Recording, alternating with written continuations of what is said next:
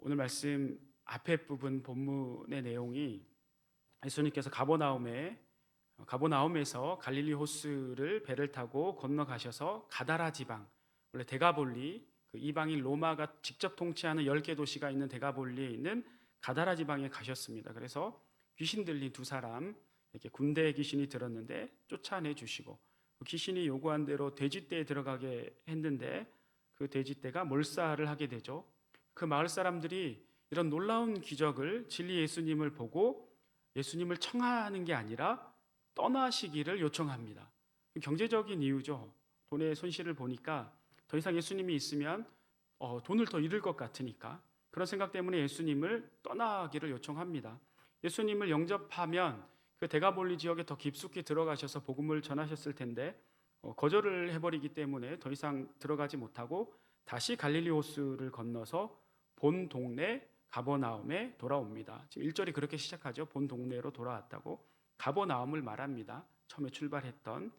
마태복음에는 상황이 자세히 나오지 않지만 마가복음이나 누가복음에 같은 내용이 기록된 말씀을 보면 가버나움으로 돌아오신 예수님이 어느 집에 계시다라는 소문을 듣고 그 소문이 삽시간에 다 퍼집니다.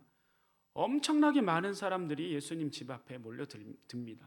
일부는 집 안에 들어왔을 거고 일부는 집 문 앞에까지도 사람들이 겹겹이 아주 그냥 둘러싸여서 더 이상 사람들이 예수님께 접근할 수 없는 상황을 마태복음에는 자세히 알 수가 없는데 마가복음이나 누가복음을 보면 그 상황이 잘 설명되어져 있습니다. 이때 중풍병자를 4사람이 메고 와서 치유를 받는다는 이야기가 오늘 본문입니다. 약 2년 정도 전에 제가 이 같은 내용, 중풍병자를 치료하는 마가복음 2장에 기록된 내용을 가지고 설교를 했던 적이 있습니다. 그때는 좀 복음에 초점을 맞춰서 제가 말씀을 전했습니다. 복음이 다른 게 아니라 우리 예수님 만나는 거잖아요. 우리 예수님을 만나고 그 예수님을 믿는 게 복음인데, 나의 죄를 대신해서 십자가에 죽으시고 부활하신 우리 주님을 믿는 것, 주님을 만나는 것, 이것이 복음인데 당시에는 예수님께서 아직 십자가에 죽으시기 전이기 때문에 공생의 사역 중인 그 예수님을 만나는 것 자체가 복음을 만나는 거예요. 그래서 실제로 예수님을 만나면 병도 치유받고 귀신도 또 나가게 되지만 예수님이 죄도 사해 주시고 구원받았다라고 또 선언도 해 주십니다. 예수님 자체가 복음이기 때문에. 그래서 예수님을 만난 그 중풍병자를 통해서 복음의 능력을 3가지로 2년 전에 정리를 해드렸었습니다. 첫 번째는 복음은 하나님을 만나게 해준다는 것. 그러니까 예수님 자신이 하나님이기 때문에 예수님을 만나는 것 자체가 하나님이기도 하지만 예수님을 통해서 위대한 중보자, 유일한 중보자이신 예수님을 통해서 아버지 하나님과 단절됐던 아담의 죄로 인해서 그 관계가 회복되는, 그렇게 하나님을 만나게 되죠. 두 번째는 복음은 합력하여 선을 이루게 한다는 겁니다. 그 중풍병자를 메고 온 이 사람들이 친구인지 가족인지 이웃인지 모르지만 이 사람들이 어떻게 해서든 사실은 예수님께 다가갈 수 없는 상황인데도 불구하고 아주 극단적인 방법을 동원해서 예수님 앞까지 이 사람을 데려옵니다. 지붕을 뚫고 내려서 중풍병자를 예수님 앞에 데려오지 않습니까? 그것은 합력하여 선을 이루게 하는 겁니다. 복음의 능력이 그걸 가능하게 한다는 거죠. 세 번째는 하나님을 영화롭게 한다는 겁니다. 마지막에 말씀을 보면 마태, 마가, 누가 다 마찬가지입니다. 사람들이 그 예수님의 신적 권능을 보고 치유하신 권능을 보고 하나님께 영광을 돌리는 장면이 다 나오게 됩니다. 이렇게 3가지로 정리를 했었는데 오늘은 중풍병자 치유 이야기를 통해서 그때와는 좀 다르게 예수님께서 이 치유를 통해서 우리에게 보여주시고자 하는 내용이 무엇인지, 당시 사람들에게 중점적으로 보여주고 싶으셨던 핵심이 뭔지 좀 그것에 집중을 해서 말씀을 나누려고 합니다. 유대인들은 오늘날에도 여전히 예수님을 하나님의 아들이라는 것을 부인하는 것을 넘어서 예수님이라는 존재 자체를 굉장히 부정합니다. 메시아, 그리스도라고 생각하지도 않고 지금도 메시아를, 그리스도를 기다리고 있는 사람들이에요. 지금도. 무슬림들은 조금 더 유대인보다 낫다고 해야 될지 모르겠는데 예수님을 이슬람교의 위대한 선지자로 인정합니다. 3대 선지자로. 모세, 마호메트, 예수님, 이렇게 3대 선지자예요. 또 4대 선지자 그러면 아브라함까지 4대 선지자. 그러나 예수님의 신성을 인정하지 않아요. 그냥 사람이고 위대한 선지자 정도로만 무슬림에서도 무슬림 그 이슬람 사람들도 생각을 합니다. 그리고 많은 우리 비기독교인들, 비신자들이 예수님에 대한 어떤 신성에 대해서 뭐 믿지 않으니까 그런 거겠지만 굉장히 부정적으로 바라보는 사람들이 많습니다. 우리나라 도올 김용옥 선생 같은 사람은 뭐 우리가 싫어하든 좋아하든 동양 철학과 서양 철학을 두루 섭렵한 세계적인 석학은 분명합니다. 그런데 이분이 왜 그런지 모르겠는데 집안은 원래 기독교 집안이었어요. 자신도 좀 어릴 때 젊을 때는 한신대학교 기독교 장로회에 소속되어 있는 한신대학교에서 공부를 한 적도 있습니다. 그런데 지금은 굉장히 반기독교적인 정서를 가지고 있는 것처럼 보이고 이런 분이 왜 자꾸 반기독교적인 정서가 있는데 왜 자꾸 성경 이야기나 복음서 이야기를 하는지 도저히 저는 이해가 안 되는데 또 이해가 안 되는 건 한신대에서 왜 이분한테 자꾸 강의를 하게 강의 그 자리를 내주는지 모르겠어요. 신학생들에게. 그래서 요한복음 강의 이런 거를 하고 있어요.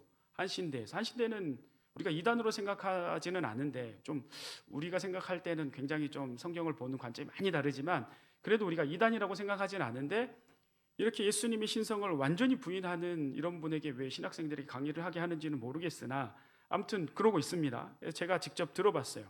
예를 들면 이분이 이렇게 얘기합니다. 마가복음이 복음서 중에 가장 먼저 쓰여졌고 그래서 마가복음은 비교적 거짓 없이 기록이 됐는데 마태와 누가는 나중에 마가복음이 쓴 이 기록을 보고 거짓을 덧붙여서 성경을 기록했다는 거예요. 실제적인 표현은 거짓이라고 안 하고 이분이 구라를 덧붙여서 성경을 덧붙였다고 그렇게 말을 합니다. 강의를 해요. 신학생들한테. 마가는 예수님이 하나님의 아들인 것을 기록하지 않았는데 마태나 누가나 요한은 덧붙여서 하나님의 아들이라고 후대에 마가복음을 보고 왜곡했다는 거예요. 이런 주장을 합니다. 예를 들어서 베드로에게 묻잖아요. 예수님이 사람들이 나를 누구라 하더냐.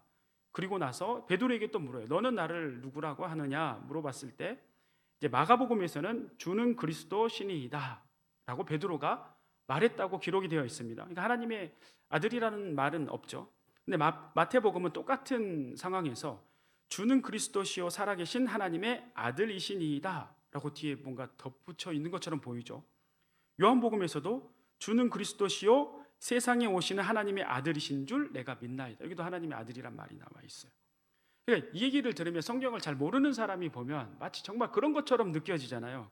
이게 얼마나 편협하고 잘못된 성경 해석인지 모르겠어요.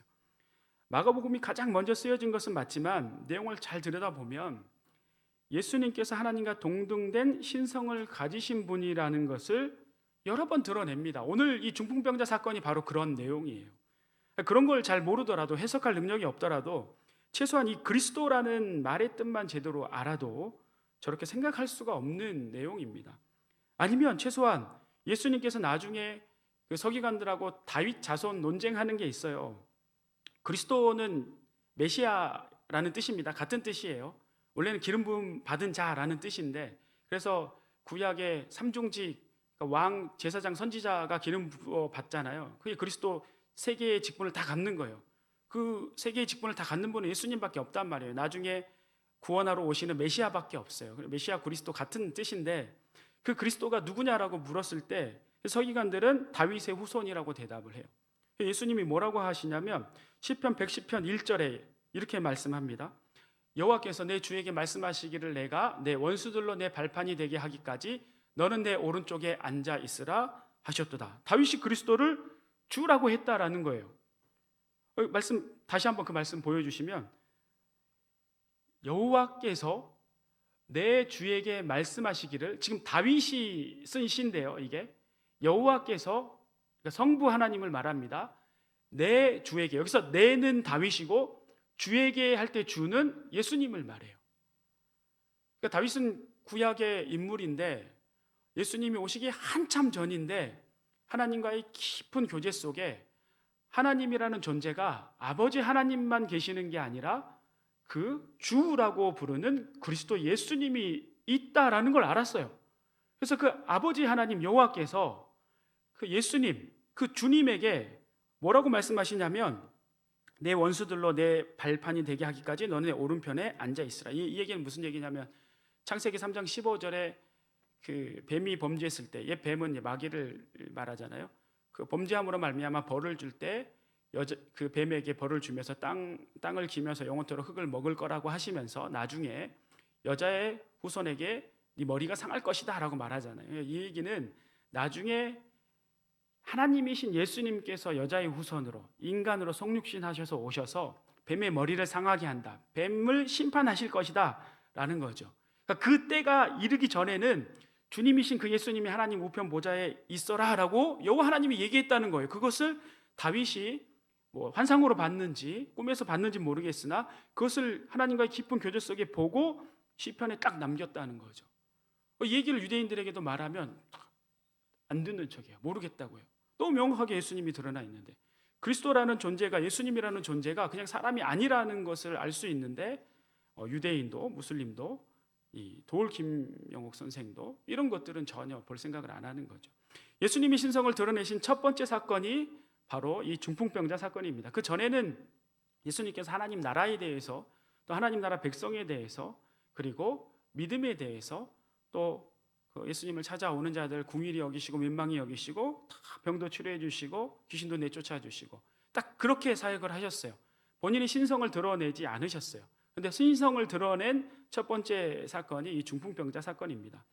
마태복음 본문에서는 상황이 자세히 나오지 않지만 마가복음과 누가복음을 참고하면 아까도 말씀드린 것처럼 집 주변이 아주 빼곡하게 사람들이 둘러싸여서 예수님께 접근할 수 없는 상황입니다. 이때 본문 말씀 2절 말씀을 보겠습니다.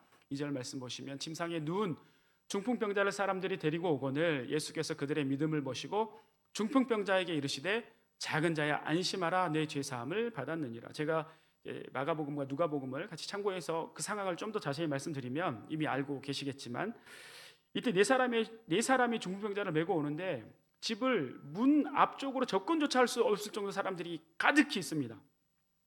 접근할 수가 없어요. 예수님께 갈 수가 없어요. 예수님께 이 사람을 이렇게 네 사람이 메고 왔다는 것은 소문을 들었겠죠. 예수님이라는 분이 계시는데 지금 아픈 자들 가면 다 치료해 주시고 병도 낫게 해 주시고 귀신도 쫓아 주신다더라. 그럼 그분에게 가면 이 불쌍한 이 사람이, 그러니까 성경에는 안 나왔습니다. 뭐 어떤 분들은 이제 친구라고들 표현을 하는데 친구인지 가족인지 이웃인지 몰라요. 어쨌든 이 사람들이 이 중풍병자를 메고 이렇게 나와왔습니다. 그런데 접근을 할 수가 없어요. 그런데 어떤 관계인지 모르는데 이 정도면 포기할 만도 한데 맨몸으로도 뚫고 들어가기가 쉽지 않은 상황인데 지붕으로 올라가서 지붕을 뚫고 침상을 내려서 예수님을 만나게 합니다. 집이 오늘날 우리 한국 같은 집이 아닙니다. 이 당시 집은 가능하긴 합니다. 이런 일들이. 그러나 그렇다고 해서 그렇게 쉽게 할 수 있는 것은 아니에요.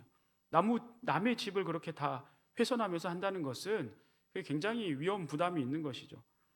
이 중풍병자는 사실 뭐 중요한 내용은 아닌데 우리가 중풍병자라고 워낙 익숙하게 알고 있어서 그런데 원문을 봤을 때는 중풍병자는 아니에요. 중풍병자는 오늘날 뇌졸중에 해당되는 병을 가진 자인데 이 원문의 내용은 실제 뜻은 걷지 못하는 환자예요. 그런데 처음에 우리 한국어로 번역이 될 때 한국 사람들이 느낄 때 일어나지 못하고 거동이 불편한 분들이 주변에는 대부분 이제 중풍병자였을 테니까 그래서 중풍병자라고 번역이 돼서 지금은 이게 너무나 익숙하게 돼버렸습니다. 그런데 사실 원문은 중풍병자는 아니고 걷지 못하는, 그래서 누워있는 환자를 말합니다. 그러나 어쨌든 우리가 익숙한 중풍병자라고 저도 계속 말씀을 드리겠습니다. 예수님이 그들의 믿음을 보시고 중풍병자를 메고 온 사람들의 믿음을 보시고 중풍병자를 향해서 안심시키며 병을 고쳐주시는 게 보통 앞에서 했던 사역인데 병을 고쳐주시는 게 아니라 죄사함을 받았다라고 죄사함 선언을 하십니다. 이렇게 하신 건 처음이에요.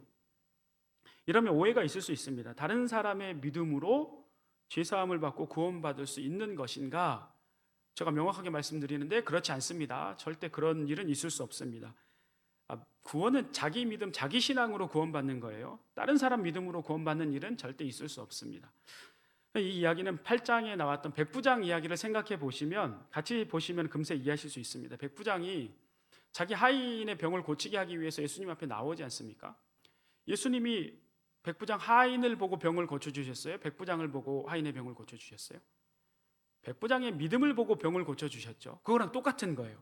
그러니까 중풍병자의 병을 고쳐주신 것은 중풍병자의 믿음을 보고 고쳐주셨다라기보다는 중풍병자를 메고 온 사람들의 믿음을 보고 구원을 해주신 게 아니고 병을 고쳐주신 거예요.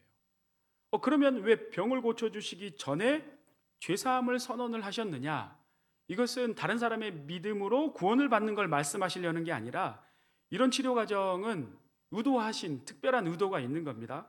이 치유를 통해서 예수님이 드러내시고자 하는 특별한 무엇이 있기 때문에 이런 과정을 겪게 하시는 거예요. 예수님이 직접 말씀해 주십니다. 6절 말씀에 그러나 인자가 세상에서 죄를 사하는 권능이 있는 줄을 너희에게 알게 하려 하노라 하시고 중풍병자에게 말씀하시되 일어나 내 침상을 가지고 집으로 가라 하시니. 그러니까 뭘 알게 하시려고 하냐면 인자가 세상에서 죄를 사하는 권능이 있는 줄을 너희가 알게 하려고 이렇게 하셨다는 거예요. 그냥 치료해 주시면 되는데, 그러니까 중풍병자를 치료하는 거는 그 사람들의 메고 온 사람들의 믿음을 보고 치료하시는 겁니다. 그런데 죄사함을 선포했다는 것은 예수님께서 죄를 사하는 권능도 있는 것을 이 사람들이, 앞에 서기관들이 또 보는 모든 사람들이 알게 하시기 위해서. 이 얘기는 다른 말로 하면 죄를 사하는 권능이 누구에게만 있어요? 하나님께만 있거든요. 그러니까 예수님께서 하나님과 동등된 신성을 가지신 분이라는 것을 드러내 보여주시는 거예요.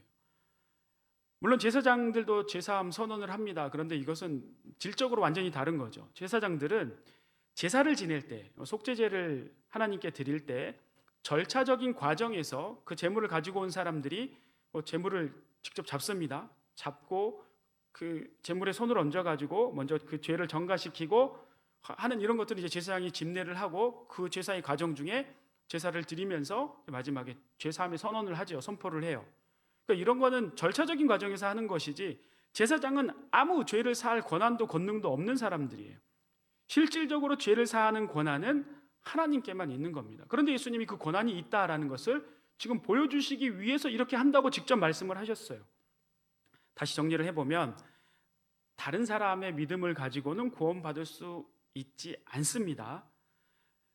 중풍병자를 메고 온 사람들의 믿음을 보시고 죄사함을 선언하신 것은 결과적으로는 그 사람들의 믿음을 가지고 치유해 주신 건 맞지만 죄사함을 선언하신 이유는 사람들에게 예수님이 죄도 사하는 하나님과 같은 권능이 있다는 것을 알게 하시기 위해서 죄사함을 먼저 선언하신 겁니다. 이 부분을 좀 더 자세히 보시면, 근데 예수님이 죄사함을 선언하시니까 서기관들의 반응이 어떠하냐면 3절 말씀 보겠습니다. 어떤 서기관들이 속으로 이르되 이 사람이 신성을 모독하는도다.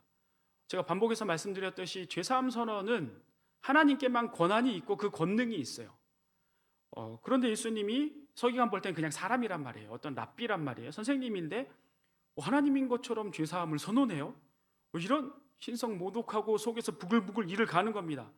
저런 돌에 쳐서 죽일 X 하면서 예수님에 대해서 굉장히, 왜냐하면 이 서기관들은 율법 교사들이에요. 사람들에게 성경을 가르치는, 성경을 굉장히 잘 아는 율법 교사들이기 때문에 그 누구도 사람이라면 아까 말씀드린 제사장이 제사의 절차에서 선언하는 그거 말고는, 그 죄사함 선언 말고는 누구도 죄사함을 선언할 수 없어요. 그런데 죄사함을 선언했다? 이거는 굉장한 이단이죠. 그 서기관들이 볼 때는 신성을 모독한 거죠. 그래서 굉장히 지금 분노가 치밀어 있는 상태예요.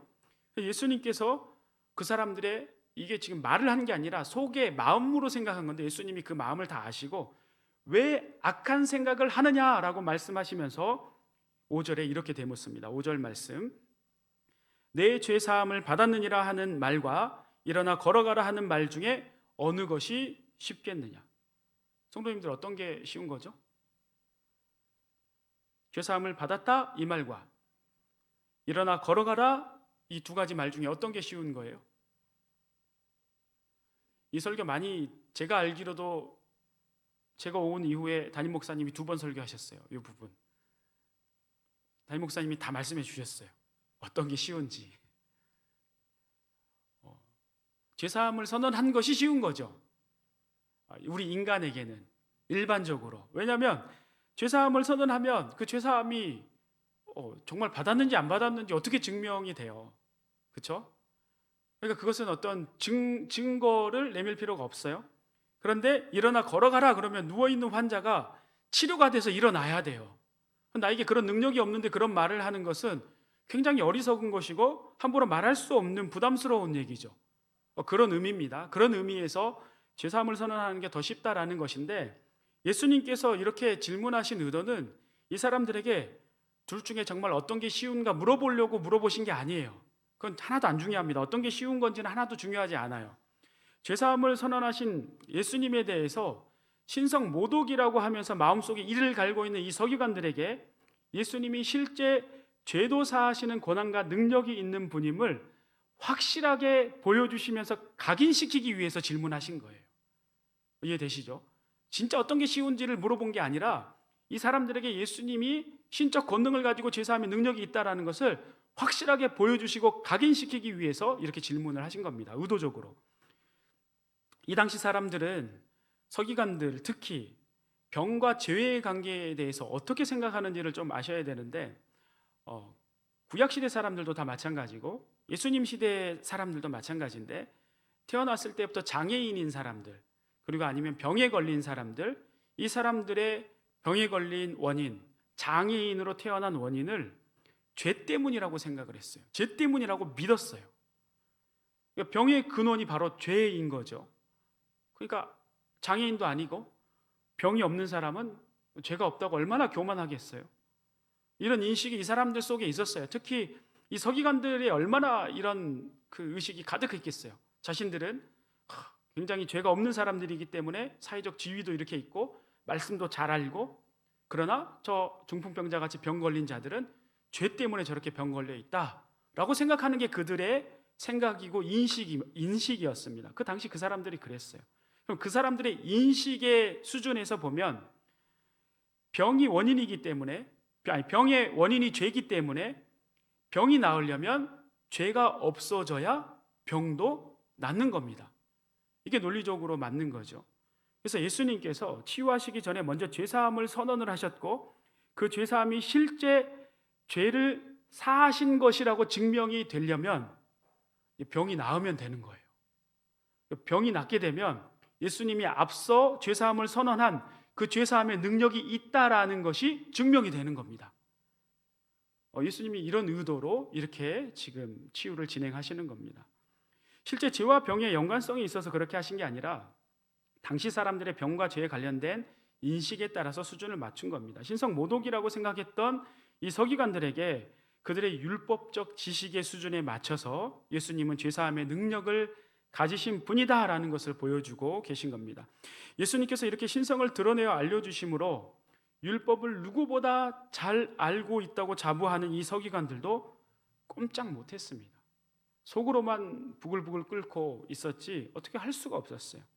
오늘날도 여전히 예수님을 믿지 않는 그 이스라엘 유대인들, 또 이슬람교의 무슬림들, 아까 도울 선생같이 많은 불신자들을 향해서도 예수님은 지금 오늘날에도 동일하게 예수님은 그냥 사람이 아니라 죄사함의 권세를 가지신, 신성을 가지신 하나님이라는 것을 오늘 본문을 통해서 너무나 명백하게 보여주고 있습니다.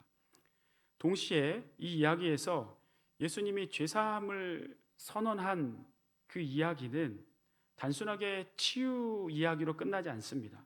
이것은 구속론적인 관점에서 주님께서 앞으로 어떻게 우리를 구원할 것인지도 암시적으로 보여주고 있습니다. 원래 구약에서 죄사함 속죄를 받으려면 제사장에게, 아까도 말씀드렸죠, 이 속죄 제물을, 짐승을 가져가서 그 짐승에게 손을 얹고 죄를 전가시키고 그 짐승을 다 잡아야 돼요. 그 제사에 하나님이 구약에 레위기에서 명령한 대로 다 그렇게 각을 뜨고 그렇게 잡아서 제물로 번제로 올려드리면서 그 속죄가 되는 거예요. 제사장이 그렇게 죄사함을 선언할 때, 이게 이제 속죄 제사를 통해서 죄사함을 받는데, 예수님께서는 말로만 죄사함을 선언한 것 같지만 여기에는 구약의 속죄제를 드리는 장면처럼 제사장, 제물, 그리고 죄사함을 선언하는 하나님의 능력이 다 있는 겁니다. 어떻게? 예수님이 대제사장이 되어서 또 예수님이 제물이 되어서 이 속죄 제물이 되셔서 우리를 대신해서 피를 다 흘리시고 그 흘리심으로 말미암아 하나님이 죄사함을 선언하는 것처럼 예수님 당신이 모든 너희의 죄가 사해졌다라고 선언하기까지 예수님 당신이 다 하시는 거예요. 그러니까 이 이야기는 이 시점에서는 예수님이 아직 십자가에 죽으시지 않았지만 암시적으로 보여주신 대로 이후에 실제 예수님이 십자가에서 자신이 제물이 되어서 죽으시고 또 영원히 대제사장이 되셔서 더 이상 우리가 제사를 지내지 않아도 되게끔 단번에, 하지만 이제는 제사를 지내지 않아도 되도록 속죄 제물로, 번제물로 드려졌다는 거죠. 그렇게 죽으셨어요.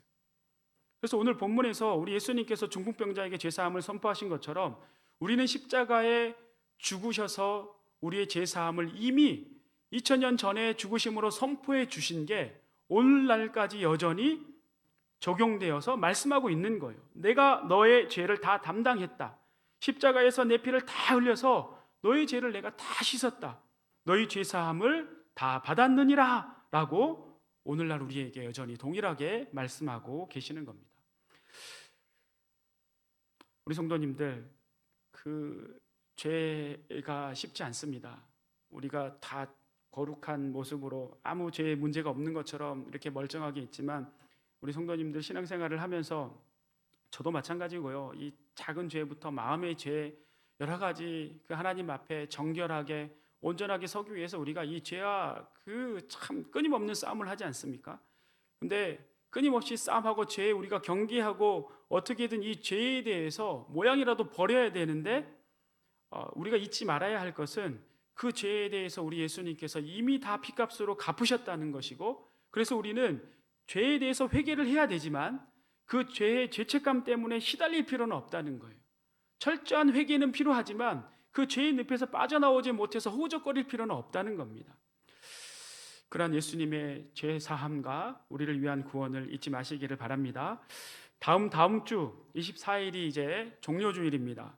그리고 그 다음날 25일부터 월요일부터 고난주간이고, 고난주간 특별 새벽 기도회가 일주일간 진행이 됩니다. 우리 성도님들 다 나오시면 좋겠어요. 아주 집이 머신 분들은 온라인으로 참여할 수밖에 없는데, 그렇지 않은 분들은 다 나오셔서 나를 위해서, 우리를 위해서 죄값을 대신에 고통받으시고 모든 피를 다 쏟으신 그 주님을 고난주간 한 주간 동안 깊게 바라보시는 시간이 되었으면 좋겠습니다.